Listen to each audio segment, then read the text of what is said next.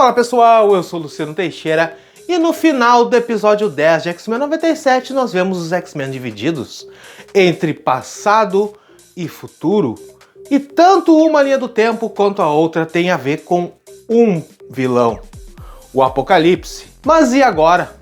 O que vai rolar? O que pode acontecer a partir da segunda temporada de X-Men 97? Se seguir basicamente a ideia dos quadrinhos, vai ter muita saga insana, hein? Então fica preparado que isso vai ser sensacional. Quando o Ciclope e a Jean caem lá no futuro do Cable e encontram ele mais jovem, o Nathan Summers, e também a mãe Ascani, né, do clã Ascani, que na verdade é a Rachel Summers mais velha. Isso é uma adaptação direta dos quadrinhos As Aventuras de Ciclope e Fênix, quando os dois são levados na sua lua de mel para esse futuro lá onde estava o Cable. A diferença é que em X-Men 97 eles já caíram com seus próprios corpos lá no futuro.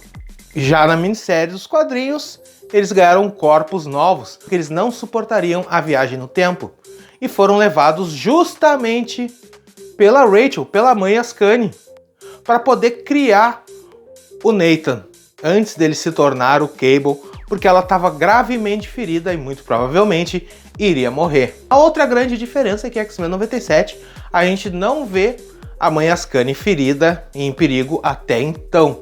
Então tem uma diferença aí. Mas voltando um pouquinho antes, para quando o Nathan chegou lá, foi criado um clone dele, porque o clã Ascani achou que ele não sobreviveria ao vírus tecno-orgânico, mas sobreviveu, e o clone ficou lá. Porém, Apocalipse invade o local e rouba Nathan Summers.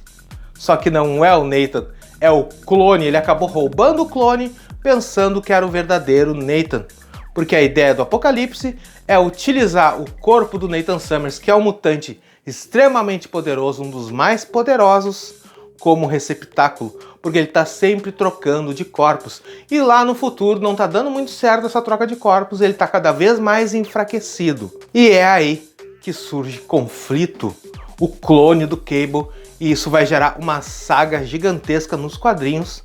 Mas antes disso, a Jean e o Ciclope acabam criando o Nathan lá no futuro, e eles conseguem deter o Apocalipse, né? O próprio Nathan derrota o Apocalipse e conseguem impedir que o Apocalipse tome o corpo do conflito, que é o clone do Cable. E isso pode adaptar em X-Men 97 a saga Canção do Carrasco, quando o clone do Cable volta no tempo e acaba atirando no Professor Xavier, se passando pelo Cable, e todo mundo acha que foi ele.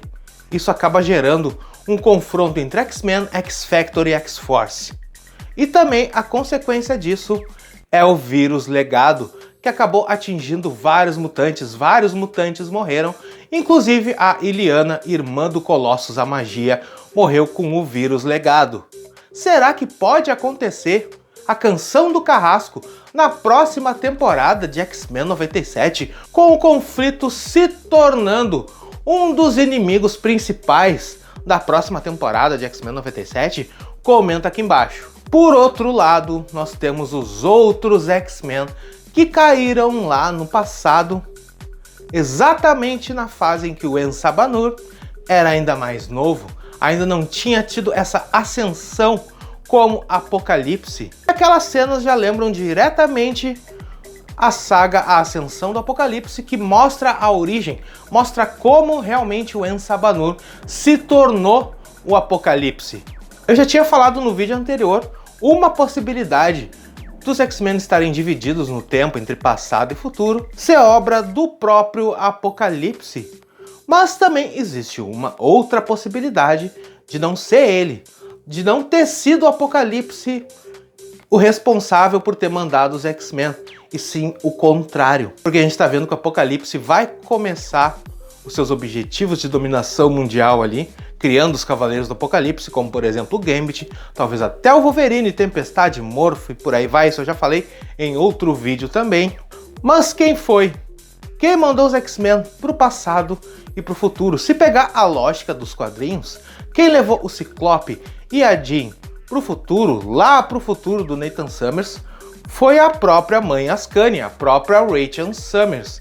Então, se seguir essa ideia, esse conceito, talvez tenha sido a própria Rachel que enviou o Ciclope e a Jean lá para a linha do tempo deles. E se ela enviou também os outros X-Men para o passado? Isso pode ter acontecido, mas por quê? Por que ela enviaria X-Men para o passado e Ciclope e Jean para o futuro? Para poder realmente deter de vez o Apocalipse, porque pode vir a Era do Apocalipse, pode vir realmente várias outras sagas relacionadas ao Apocalipse, que eu vou falar depois em outros vídeos, e ele vai começar a dominar o mundo e vai virar um caos. Então, duas formas, né? Levando a Jean e o Ciclope lá para o futuro com o objetivo de ajudar o Nathan Summers, de criar ele, de treinar, porque ele é o ser que vai derrotar o Apocalipse. E uma outra forma é levar X-Men para o passado, porque nesse passado, antes realmente do En-Savanur se tornar o Apocalipse, os X-Men estão lá. E algo pode acontecer para impedir a ascensão do Apocalipse, os X-Men estando lá.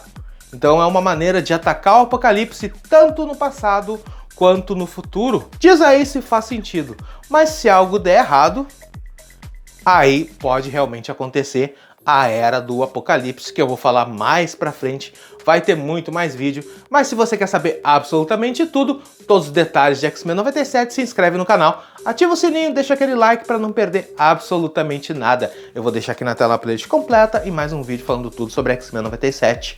Até mais!